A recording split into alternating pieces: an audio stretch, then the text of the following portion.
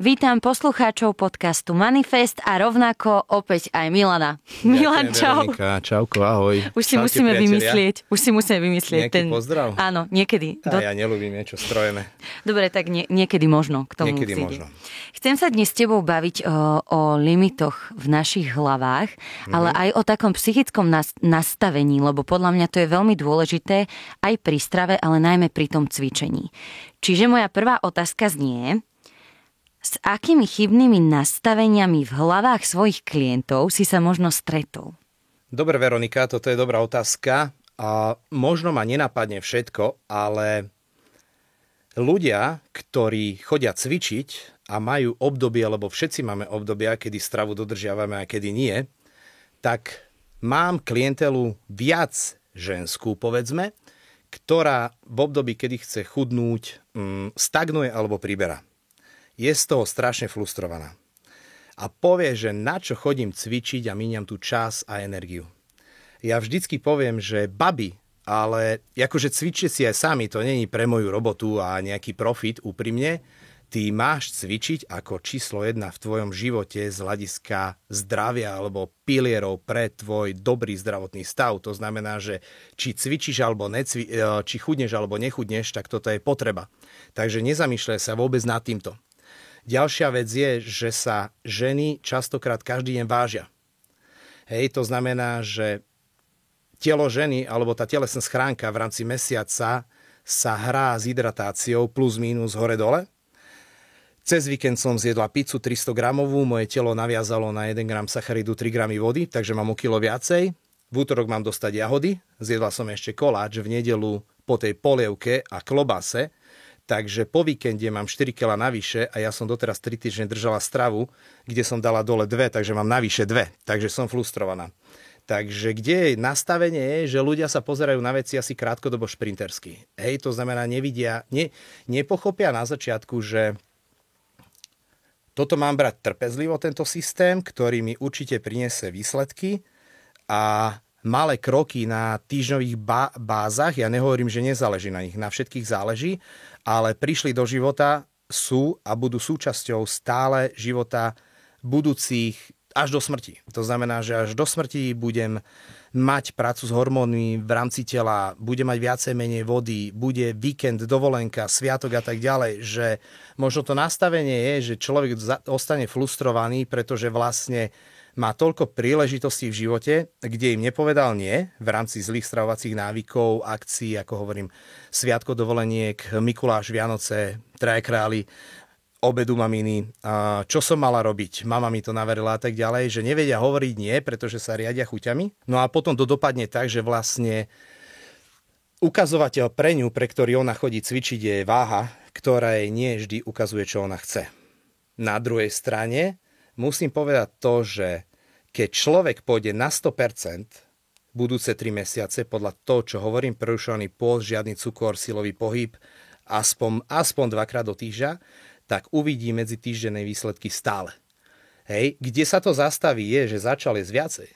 Začal jesť viacej, pretože si neuvedomuje, že živočíšne jedlo, ktoré odporúčam ja viac ako rastlinné, tak si dá žena mleté mäso, kde si dá kocku masla a k tomu si dá 2 vajíčka a zrazu presiahla svoj príjem zdrojov energie, rovná sa tukov, rovná sa kalórií na deň a ju to už v rámci chudnutia dneska nepustí. To znamená, že... A potom si dá druhé jedlo, ktoré už bolo úplne nutrične. Nie nutrične, ale energeticky najvyššie v rámci jej aktuálneho cieľa. To znamená, že chyby môžu nastať, aj keď dobre cvičím, tak začala som zase jesť veľa energie a vždy, keď sa váha zastaví, tak je to preto. Nemusel to byť ani cheat, nemuselo to byť veľa sladkého, oslav a tak ďalej, ale prestala som sa pozerať na gramáže, ktoré vyplývajú z jedálnička. Takže napríklad toto. A ďalšie zlé nastavenie, ako som hovoril v minulej časti, tak môže byť to, že človek chce hodiť niečo na toho druhého, že on zlyhal. Človek si možno sú naozaj klienti medzi nami. Toto není veľké percento, ale to je tak, že poviem pikošku, ja som skoro odpadol. V útorok som bol celkom vyhorený v robote, už o 5. je veľa ľudí, ešte mi tam 2-3 cvičili, vedel som, že cvičím, ja neviem, do 6. do 7. Nie, 4 boli. A idem do kancelárie, ja tam mám turnike do fitka a nabehala tam žena, rozbehnutá, šťastná, neviem, taká roztržitá, nikdy som ju nevidel. Pípala mi pri turnike, ja tam mám alarm, keď nepriložíš pernamentku k QR kódu, takže ťa to k čítačke na turnike ťa to nepustí ďalej.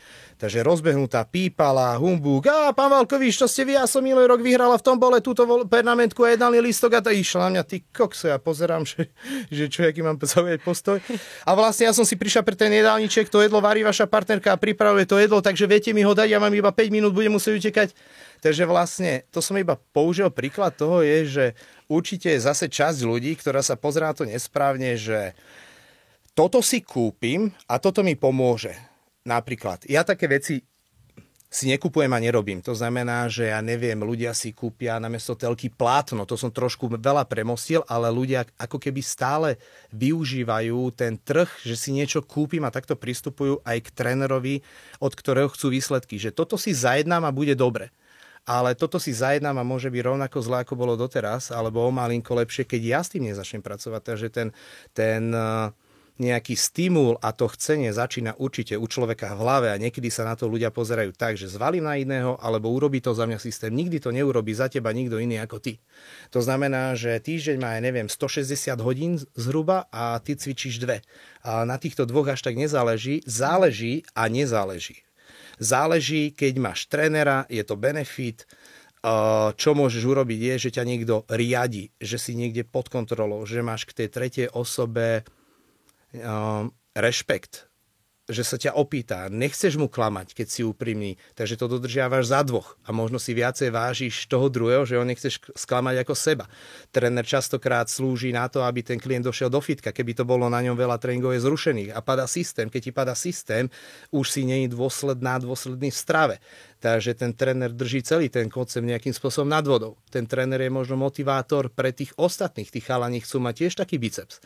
Takže je motivačný. Chcela by som sa ťa ešte opýtať, čo ty a očakávania tvojich klientov? Príde ti nový klient a tie jeho očakávania v hlave zafixované, hej? Na začiatku vždycky viem po tých 1000 rozhovorov s novými, že keď ten človek chce vedieť úplne všetko a dáva mi strašne veľa mini otázok, podotázok, vecí a tak ďalej, ešte do toho povie, že už som skúšala všetko a teda nič nepomáha, tak to viem, že s tým vôbec dlho v živote tráviť čas nebudem, lebo odíde sám, neozve sa. Potom sú tu športovci, povedzme bývalí hokejisti, futbalisti, tenisti a tak ďalej, ktorí boli zvyknutí mať celý život alebo nejakú časť života trénera a poslúchať ho ako autoritu. Mne sa s týmito veľmi dobre pracuje. Mne sa najlepšie pracuje so športovcami. Tam je zadanie a prikývnutie. Možno nejaká podotázka, ale tam sú nejakým spôsobom výhovorky. Potom tam mám ľudí, ktorí si sami stanovujú cviky. Dáme si ešte bulharský drep. Ježiš, to sa mi nechce. Dajme si radšej toto. A ja vždycky poviem, dobre, ale to je presne to, prečo ty nebudeš mať výsledky, ale keď si spokojná, tak si kľudne daj toto. Daj si ľahšiu variantu. Vždy ten ťažší cvik, ktorý človek nemá rád, tak ten ti pomôže viac ako ten, čo máš rád. To takto akože funguje, pretože ten ťažký ťa posunie, ten ľahký, ten, ktorý je ti už ľahký, ťa posunie v tom čase menej. Alebo ho budeš musieť urobiť trošku so zmenou, aby ťa posúval viac. Takže sú rôzne typy klientov. Tí, čo sa viac pýtajú a hľadajú výhovorky a cestičky, to sú tí, ktorí to isté robia aj doma, aj pri pohľade na stravovanie. Takže všetko to začína v hlave.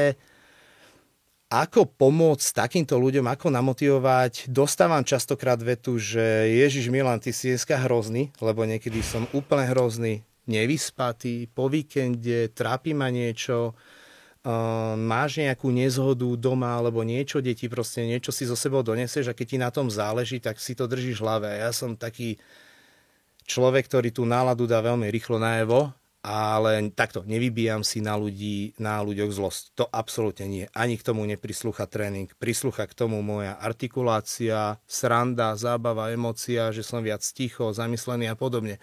Takže a to človek tiež nechce vidieť, dá sa povedať, že sa taký snažím sa nebyť taký. Takže dostávam niekedy takú správu, že Milan, namotivuj ma. Možno to ten človek myslí, lebo väčšinou mi to povie môj kamoš alebo kamoška na tréningu, že ja som sem prišla sklesnutá a odídem ešte viacej. Toto sa stáva kvartálne, pôročne, raz za čas niekým.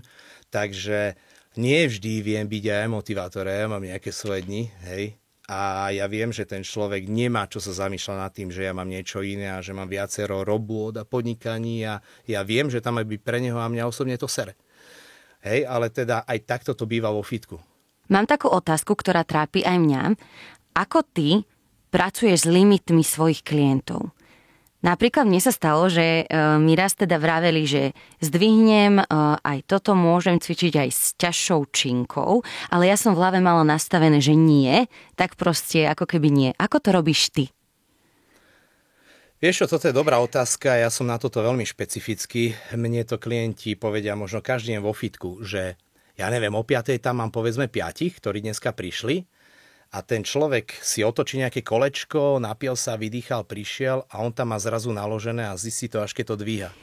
Že jak to ty dokážeš, Milan, že všetko odsledovať a tak ďalej.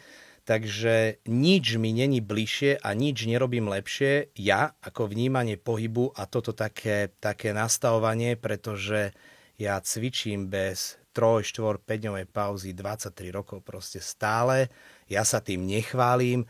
A nerobil som to nikdy, že to robiť musím. Mňa to proste bavilo a ja som to si zariel do mojich 5 dôležitých vecí a proste to robím. Takže ja to mám naozaj veľmi, veľmi prirodzené a mám dobrý pozorovací talent asi.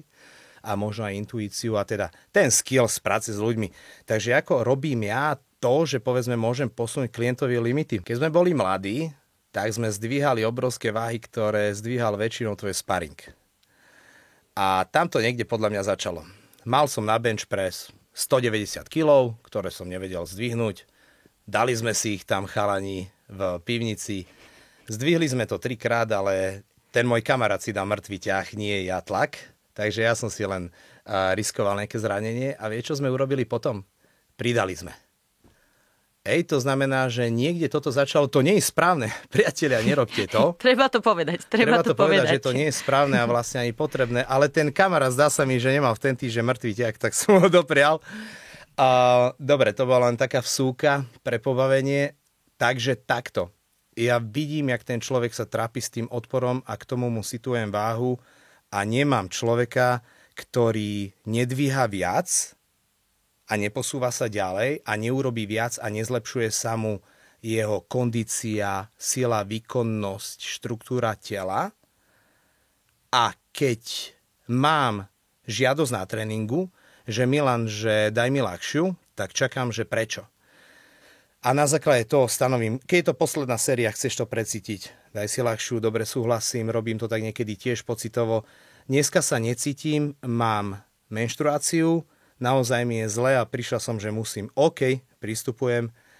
Príde ten človek, že nespál a tak ďalej, ale prišiel, aj ja by som si dal ľahší tréning. Dobre, choď, to znamená, že zohľadňujem aktuálnu situáciu, ale keď je to situácia taká, že to vychádza z klienta, že si neverí, že nechce, tak idem na neho s argumentom. Ja vždy prezvedčím.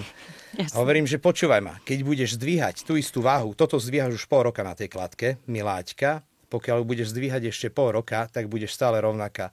Aby si mala tvrdšie, vizuálne krajšie svalstvo, aby si vyhnala tie tvary, čo ty určite chceš, aby si vyzerala lepšie a vyšportovanejšie, tak musíš prenášať väčší odpor. Takže buď sa zatni a urob to, alebo pokračuj v tom a budeš bez výsledku.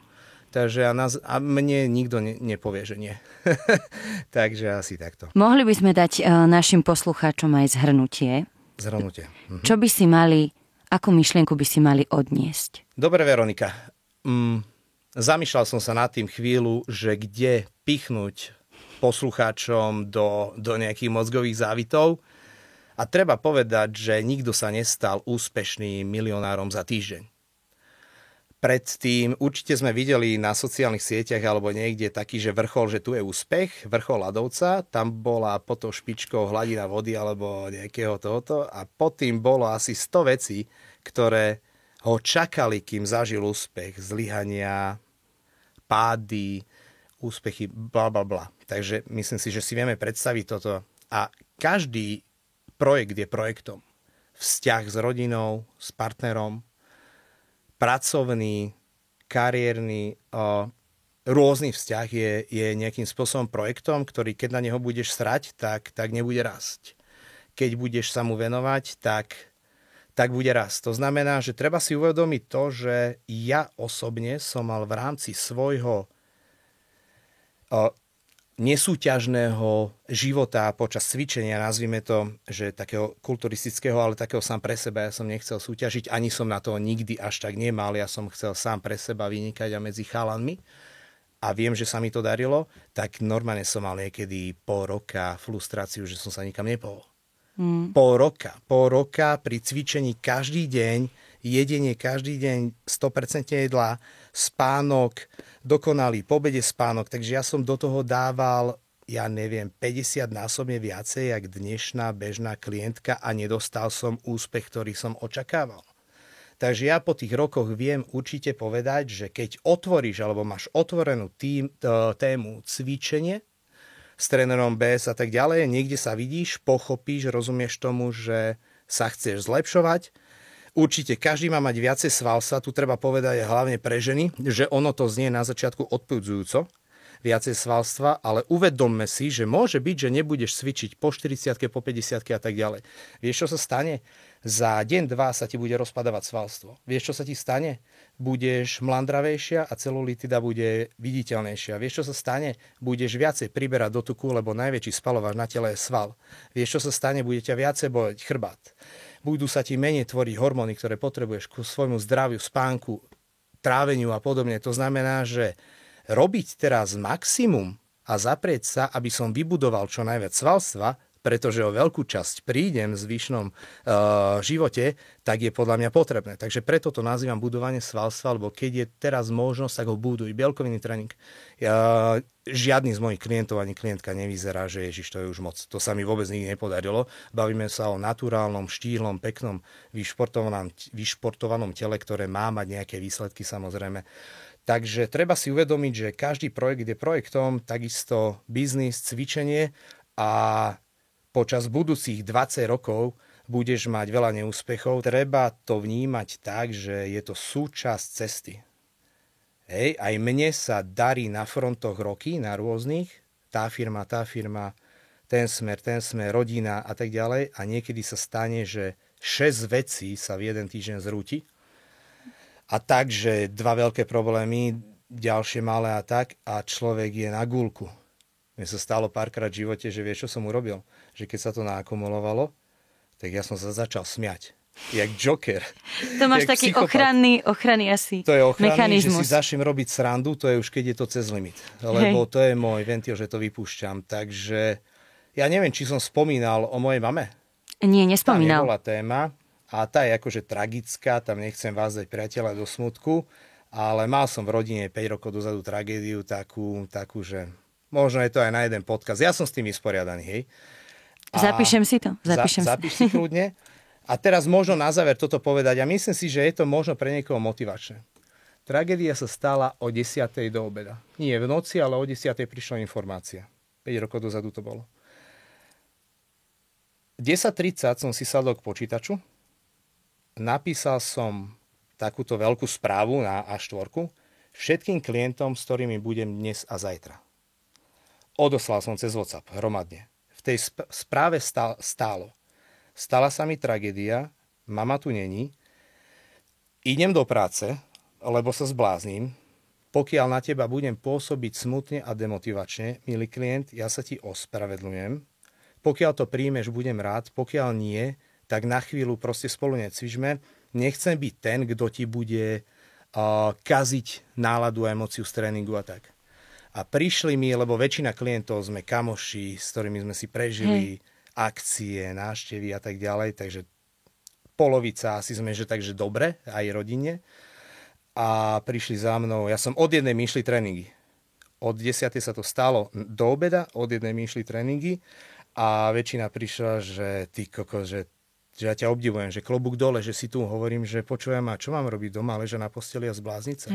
Že by ma to prepadlo. Áno, vieš, čo sa stalo? Každý večer, možno pol roka som prišiel z roboty, podlomili sa mi kolena na pozemku, keď už nebola práca a nevidel ma nikto a ležal som na zemi a mrčal sám do seba. Proste som to potreboval dať zo seba, ale vo fitku to bolo tak, že som sa o tom prehovoril, čo sa stalo a to bolo to, že ja som použil vlastne tých klientov, jak psychológov, že vlastne som si zodpovedal na otázky, ktoré ťa môžu trápiť a dusiť.